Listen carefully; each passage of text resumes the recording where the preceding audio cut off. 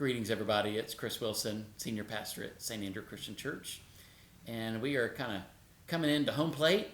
We are finishing up this series on religion's place in the political sphere.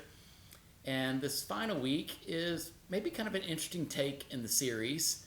It's kind of the idea of shifting from disbelief to belief.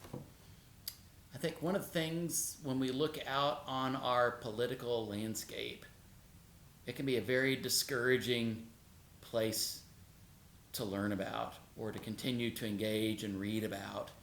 The hate, the vitriol, the divisiveness, the hardships, the judgment people put on one side or the other, if you're far left or the far right, the distrust of people along the way, and to the place where there's so much of that going on that I think we can get disheartened about, can there be any way through all this?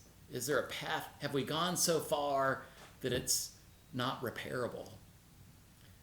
And Jesus offers, I think, a metaphor for this in the infamous story of the feeding of the 5,000.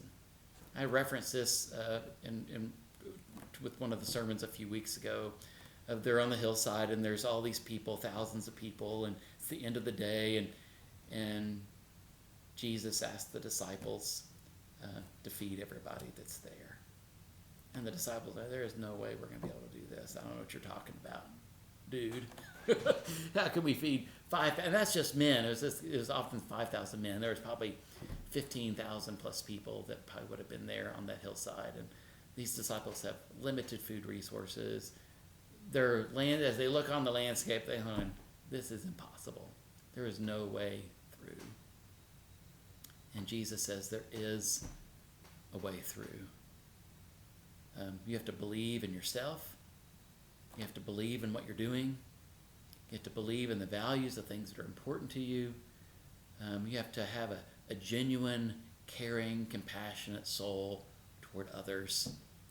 When you have those kinds of qualities, that disbelief turns into belief.